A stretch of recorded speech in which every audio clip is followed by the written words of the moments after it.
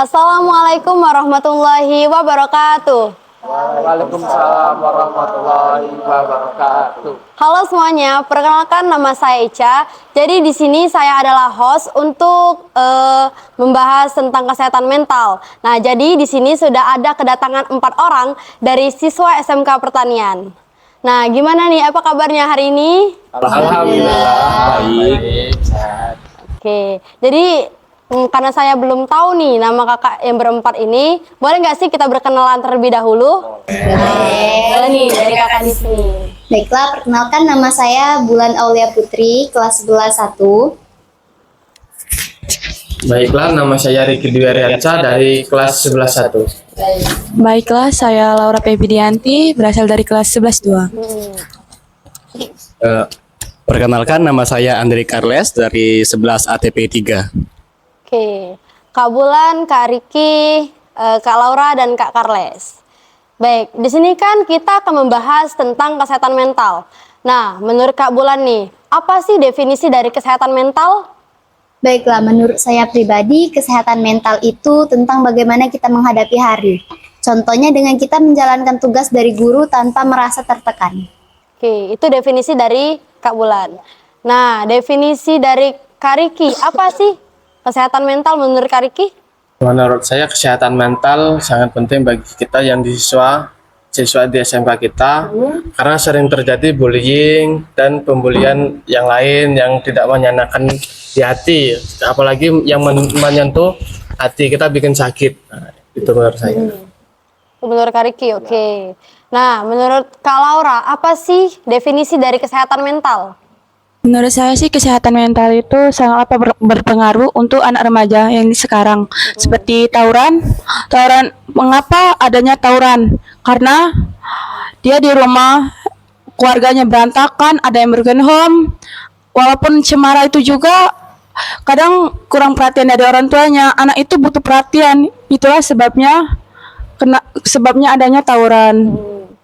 Oke, itu dari Kak Laura. Oke, kalau dari Kak Carles, apa sih definisi dari kesehatan mental menurut Kak Carles? Oke, terima kasih. Menurut saya kesehatan mental itu ya, saya sangat setuju sekali kepada keempat orang ini, yang tadinya itu dalam mengembangkan tugas, yang satunya dalam pembullying, yang satunya dalam tawuran. Nah, menurut saya dalam kesehatan mental itu ya, betul, yaitu menghadapi hari. Cara menghadapi hari kita dengan senyuman, dengan rasa rileks, dengan rasa ikhlas, itu sangat berpengaruh sekali dalam kesehatan mental. Nah, gimana ya? Lihat saja jika anak yang mengalami tekanan mental, dia akan kesulitan dalam memahami setiap tugas. Dia akan kesulitan dalam mengontrol emosionalnya. Dia akan sangat susah dalam mengontrol dirinya, dalam berinteraksi, dan dia akan merasa gimana ya, tersudutkan dalam kondisi tersebut. Dia tidak mudah berinteraksi kepada sesama teman-teman. Dia merasa seperti gimana ya, terpojokkan lah. Karena apa? Biasanya itu terjadi kepada saat dia itu merasa terbuli.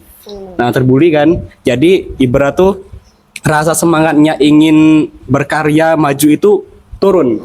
Itulah kesehatan mental di SMK kita ini sangat diperlukan sekali menurut saya. Itu saja, terima kasih. Nah, jadi di sini saya akan bertanya lagi nih kepada Kak Bulan. Menurut Kak Bulan, kita kan sering nih membahas tentang kesehatan mental. Ada nggak sih cerita di balik kesehatan mental tersebut? Dan bagaimana cara mengatasinya menurut Kak Bulan? Baiklah, untuk beberapa kasus dalam yang dialami saya sendiri, yaitu pertamanya itu bullying waktu SMP. Itu terjadi karena adanya tekanan dari beberapa pihak, yaitu misalnya sekolah yang menekan siswa untuk mendapatkan nilai yang bagus, dan juga teman-teman yang menekan untuk bisa beberapa teman-teman yang menekan untuk berdekatan secara langsung. Maksudnya itu setiap orang itu kan punya mental masing-masing. Ada beberapa yang mungkin kalau misalkan ingin bersosialisasi itu butuh waktu yang lama, misalkan harus memahami sekitar dulu, harus beradaptasi dengan pelan-pelan. Namun beberapa orang ingin beradaptasi dengan cepat, itu malah membuat tekanan mental pada mereka sendiri dan berakhir pergaulan yang salah. Dan solusinya adalah untuk melakukan deep talk antara beberapa pihak seperti orang tua, guru, dan teman-teman yang lain. Itu menurut Kak Bulan ya? Oke, selanjutnya nih menurut Kak Riki nih. Coba Kak Riki ceritakan pengalaman pribadi tentang masa-masa sulit dan bagaimana mengatasinya tentang kesehatan mental tersebut. Tentang kesehatan mental, cara mengatasinya, cara saya ya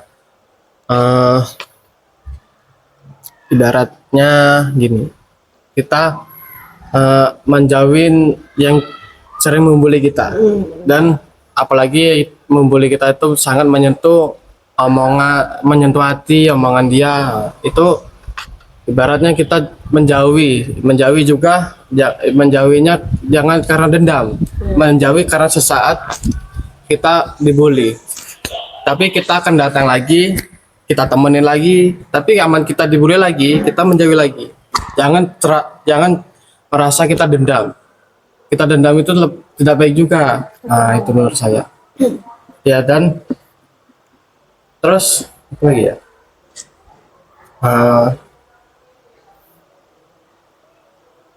mengatasinya lagi juga itu harus secara pelan-pelan. Itu benar-benar kawan kita yang ibarat yang akrab yang bukan. Nanti kita temani lagi, terus kita dibully lagi, kita temani, kita dibully lagi. Nah itu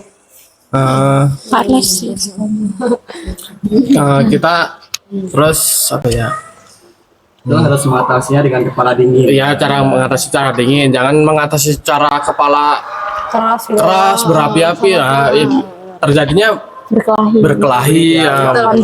Ya ujung-ujungnya nanti ibarat tidak ada yang senang, ini tawuran. Nah itu ya, itu cara mengatasinya, jangan dengan kepala dingin.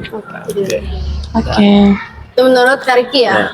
Menurut Kak Carles nih, coba Kak Carles ceritakan sedikit tentang pengalaman pribadi, tentang masa-masa sulit, dan bagaimana mengatasinya tentang kesehatan mental tersebut.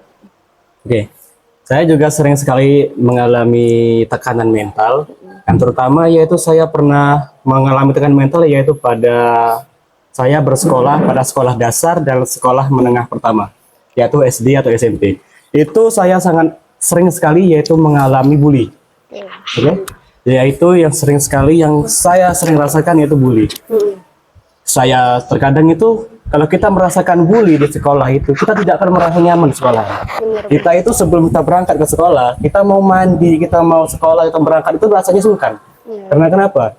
Kalau kita itu di mindset kita berpikir kalau saya datang saya dibully, ya kan? Badan saya sakit segala macam. Itu mindset saya pada waktu itu.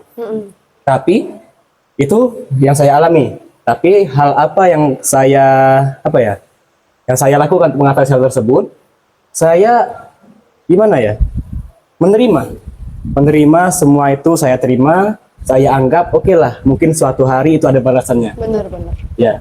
Jadi semua perlakuan itu saya terima, saya tampung semua dari SD masuk ke SMP, itu kan bertemu orang yang sama. Oh, ya iya, kan? benar. Orang yang membuli saya itu pada waktu SD itu juga masuk SMP. Jadi waktu kelas 1 SMP 2 3 itu mengalami hal yang sama. Saya sering dibully, dikatain segala macam ya kan. Nah, waktu itu badan saya ini gemuk. Nah, jadi itu bisa jadi bahan bulian kan. Oh, iya, benar. Nah, oke, jajan bahan bulian. Apalah yang dikatain lah gemuk lah segala macam kan. Itu kan bisa merusak mental kita, merusak kepercayaan diri kita untuk maju ke depan ya kan. Nah, di situ saya itu memiliki pikiran untuk saya ini berarti dalam keadaan seperti ini tidak bagus, mental saya rusak. Oke, dalam waktu segitu juga saya merubah hidup saya. Merubah hidup saya dulu dalam apa? Memperbaiki diri dan menyesuaikan diri saya untuk mereka. Ya kan? Nah, itu masih walaupun saya sudah menyesuaikan diri saya pada mereka, itu masih dibully. Saya tetap sabar, saya senyumin segala macam, saya terima. Karena mengapa? Kalau pikiran saya berpikir, saya melawan tidak akan menang. Benar. Saya melapor guru, itu malah akan memperburuk saya. Ya kan? Kalau saya melapor guru, mereka bakal dendam sama saya. Nah, sewaktu-waktu ketika saya pulang atau di jalan, itu malah mereka akan melakukan hal-hal yang tidak diinginkan. Jadi, apapun yang mereka lakukan kepada saya, itu saya terima. Nah, lulus SMP, mindset saya berpikir, kalau saya terus berada dalam lingkungan sini, saya tetap dibully. Jadi, detik itu juga saya keluar dari lingkungan tersebut, sekolah di SMK Pertanian. Nah, di sekolah di SMK Pertanian ini, saya bersyukur sekali hal bullying tersebut hilang terhadap saya. Dan mental saya sekarang sudah membaik. Saya sangat bersyukur sekali keluar dari lingkungan tersebut, masuk ke lingkungan baru, kita diterima. Itulah salah satunya cara kita menghadapi bullying tersebut. Jangan takut untuk mencoba hal yang baru. Oke. Siapa tahu kan hal baru tersebut, tempat baru tersebut lebih nyaman dari tempat kita yang pertama ini. Itu menurut saya. Cara mengatasinya. Itu menurut Kak Carles ya. Teman-teman kita itu kan mungkin sering lah ya, banyak masalah mungkin di kesehatan mentalnya. Nah, kita sebagai teman-teman mereka, nah gimana sih cara kita memberitahu kepada teman-teman kita hal-hal yang positif untuk teman-teman kita, menurut Kak Bulan? Menurut saya pribadi, untuk membimbing mereka secara perlahan, kita tunjukkan kepada mereka, oh ini loh yang lebih baik daripada yang ini. Ini tuh jelek, tapi jangan terburu-buru. Kita pelan-pelan, misalkan melepaskan kebiasaan buruk mereka, misalnya mereka suka menyendiri, kita pelan-pelan mengajak mereka adaptasi terhadap yang lain dan menemani mereka di saat mereka susah, memberikan dukungan dan motivasi-motivasi lain. Oke. Itu menurut Kak Bulan? Ya. Oke, kalau menurut Kak Riki nih, apa nih Kak kalau misalnya teman-teman kita nih mungkin kesehatan mentalnya kurang baik. Nah, Kak Riki sebagai temannya tuh membimbing yang lebih baik lagi gimana caranya? Membimbing teman agar lebih baik. Menurut saya, kita lihat dulu temannya. Teman fisik itu gimana, terus pola laku teman itu gimana. Nah, terus gimana lagi? Ya itu tadi, kita membimbing secara pelan-pelan, jangan secara kasar. Nah, ntar kita bimbing dia secara kasar, ibarat kita sama aja membuli dia juga. Nah, tapi kita membimbing dia secara pelan-pelan, secara halus, secara benar. Nah, gitu kemungkinan bisa masuk ke pikiran dia, ke hati dia. Oh, ini yang membimbing aku secara pelan-pelan.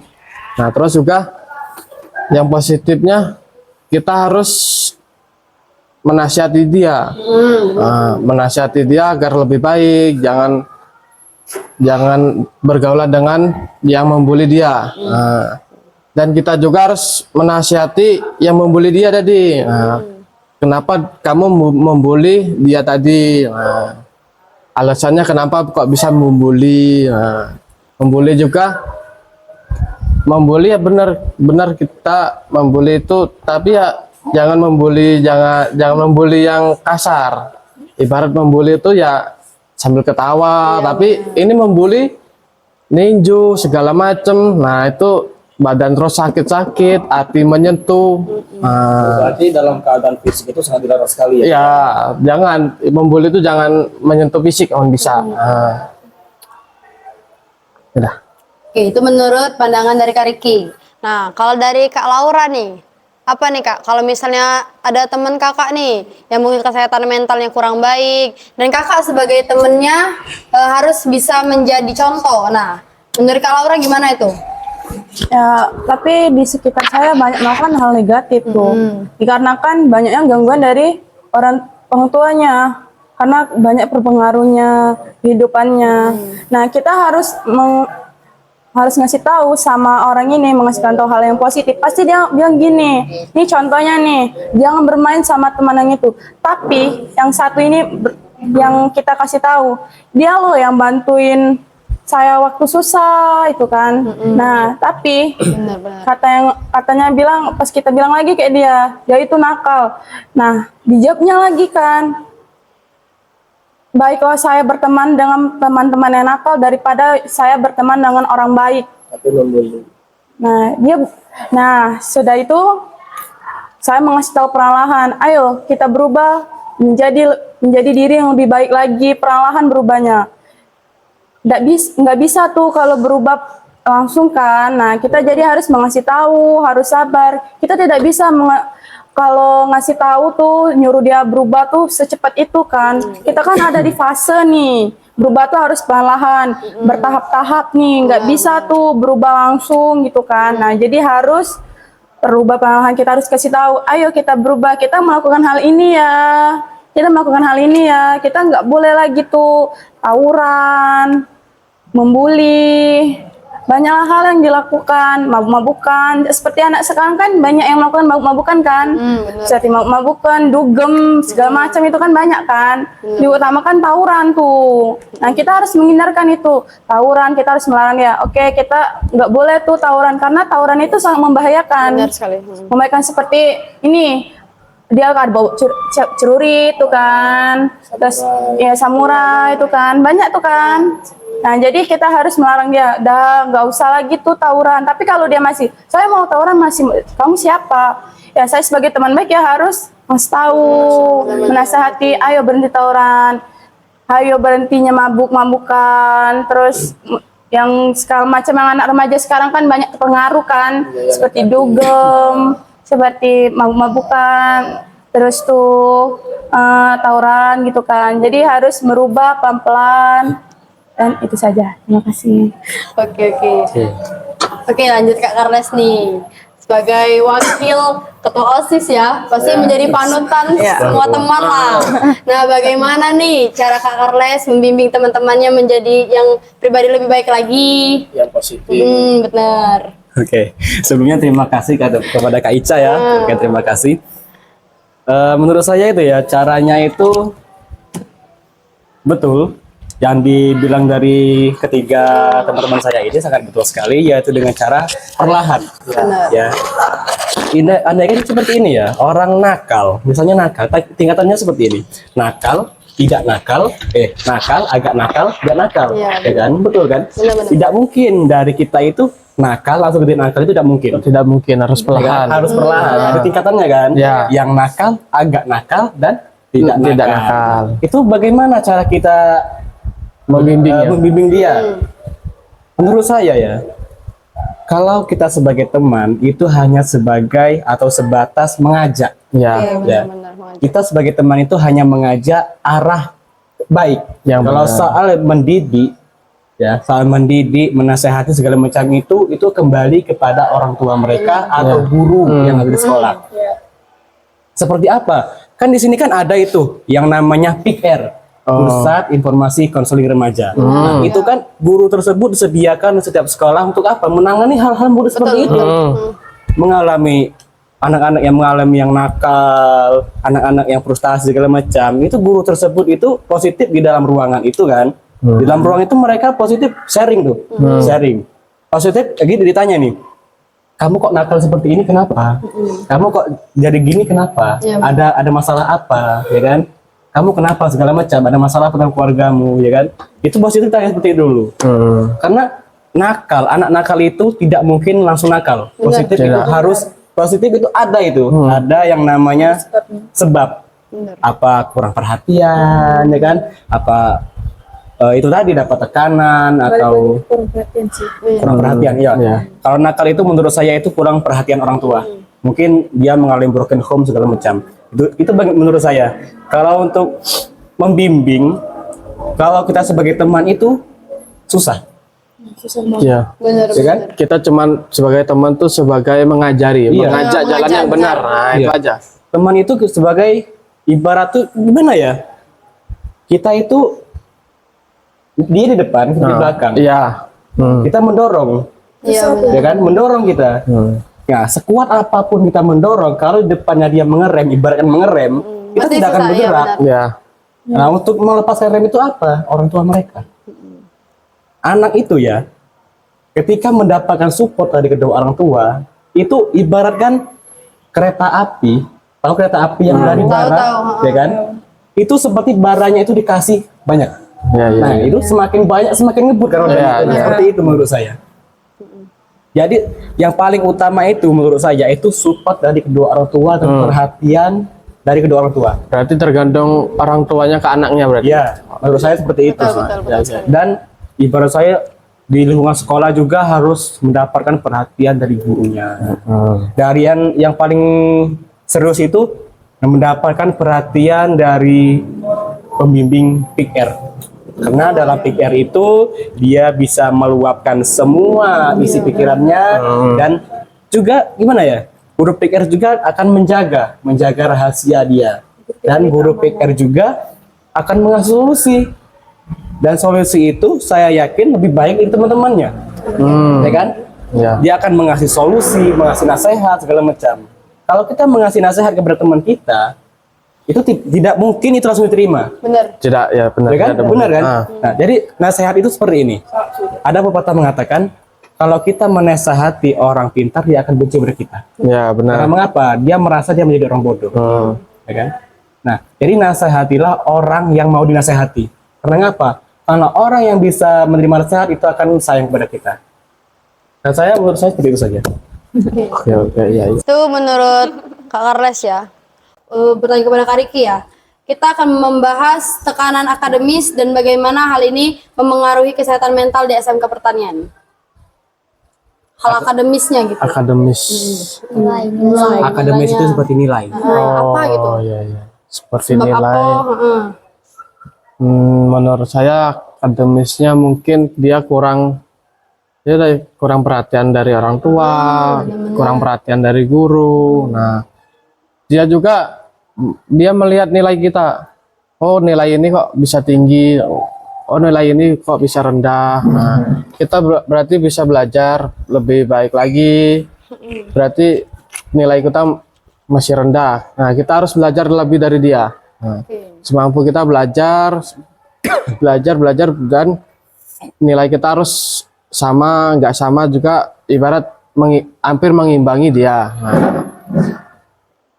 terus lagi. Itu jadi menurut pendapat Kak Riki ya. Nah, kalau pendapat dari Kak Bulan nih. Apa nih Kak Bulan? Pendapat dari Kak Bulan. Menurut saya, untuk mendapatkan nilai akademis dan kesehatan mental yang stabil, itu harus dimulai dari diri kita sendiri, yaitu support dari orang tua, dari teman-teman, dan dari guru. Orang tua tidak boleh atau sangat tidak boleh untuk menekan anak untuk tampil selalu bisa, karena setiap anak itu mempunyai kemampuan masing-masing. Betul sekali. Dan kemampuan itu pun harus diimbangi dengan mental yang stabil. Karena ketika kita mendapatkan tekanan, kita akan merasa nggak percaya diri, adanya rasa iri, dan berujung mungkin, oh, aku ini nilainya kecil loh, yang ini lebih gede, aku iri sama ini. Jadi terjadinya bullying atau perkelahian. Sehingga membuat konflik-konflik baru di lingkungannya yang awalnya sehat tiba-tiba menjadi lingkungan yang toksik. Dan untuk itu kita harus memulainya dari diri sendiri dengan percaya diri, dengan membaca beberapa artikel-artikel tentang kesehatan untuk menjaga kestabilan mental, dan juga berkonsultasi kepada beberapa orang untuk sekedar curhat tentang gimana sih hari ini gitu. Curhat begitu beratnya dunia ya. Berat banget dunia ini. Oke, itu menurut pendapat dari Kak Bulan ya. Nah, kalau pendapat dari Kak Laura nih, apa nih Kak Laura? Menurut Kak Laura. Menurut saya sendiri sih nilai akademis itu yang paling utama ya kan. Nah, nilai akademis itu harus belajar giat, itu yang membuat kita stres, belajar mengkerat, belajar yang rajin, dipaksa untuk belajar, harus dapat nilai yang tinggi tuh kan. Kalau nggak dapat nilai itu kan yang tinggi tuh kebanyakan dihajar oleh orang tua sampai rumah tuh kan marah-marah, ih bodoh sih kamu nih, bodoh banget, nggak dapat peringkat nih. Apa sih seandainya nih kan dapat peringkat 10 besar nih, termasuk 10 besar, nggak ada gunanya tuh 10 besar tuh, harus mendapatkan 3 besar minimal, nggak boleh tuh 10 besar apa, kamu itu bodoh tuh, kebanyakan kebanyakan main HP nih, inilah, dan tuh segala macam dihukum lah, ini segala banyak kan. Nah itulah yang membuat kita stres. Benar-benar. Udah itu aja Gitu saja. ya. Menurut Kak Carles nih, apa pendapat Kak Carles? Ulang apa tadi soalnya diulang? Tentang akademis, Oke. tentang nilai lah. Jadi kan di sekolahan itu ya tidak hanya nilai akademis saja yang ada di dalam rapor, yaitu ada nilai non akademis. Ya. Dan semua siswa itu mempunyai apa ya bakat atau kemampuan Iya, tersendiri.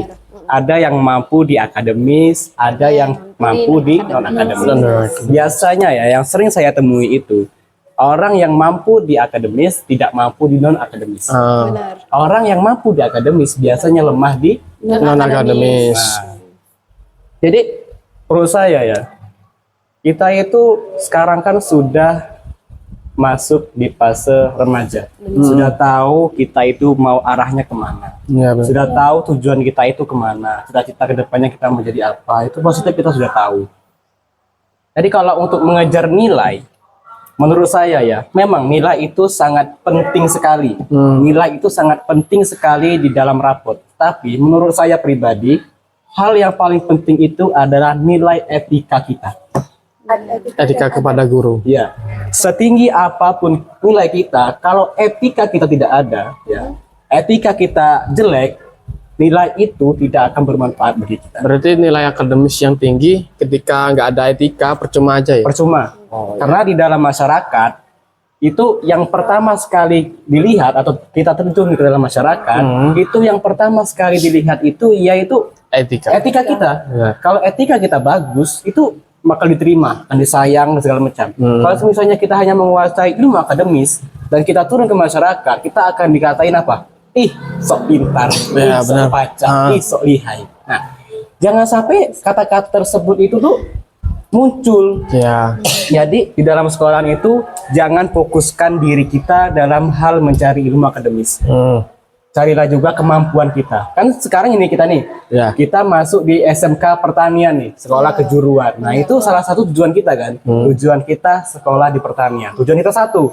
Ya sudah, fokuskan di pertanian. Kalau misalnya nih di pelajaran produktifnya seperti pelajaran MTK, IPA segala macam saya nggak terlalu fasih, nggak terlalu pintar. Ya sudah, kita cari satu pelajaran yang memang kita kuasai. Kalau misalnya nih kita seperti pemeliharaan, saya sangat suka pelajaran pemeliharaan. Sudah, dalami terus pelajaran pemeliharaan, pelajari, itu akan ada nilai tersendiri. Dan itu positif kalau kita lulus dari SMK Pertanian, itu ada nanti jurusannya. Kalau kita memang suka pelajaran pemeliharaan, mari kita lanjutkan. Ya kan, kita lanjutkan di perguruan tinggi, jurusan itu juga. Positif nanti kita akan berguna. Nah, itu saja sih. Kalau misalnya untuk mengatasi nilai, gimana ya? Kalau nilai akademis itu penting, Ya. tapi menurut saya Ya sangat lebih penting ya. tinggikanlah nilai etika. Etika terhadap guru, terhadap orang yang lebih tua.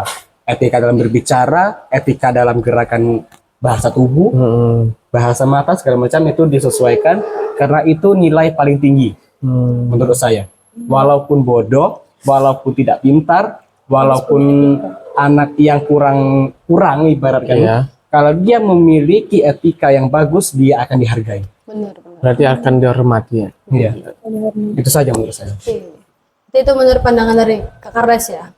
Nah, jadi kita kan tadi kan sudah membahas tentang akademis dan non akademis. Dan sebenarnya itu sangat mempengaruhi sekali kan tentang kesehatan mental.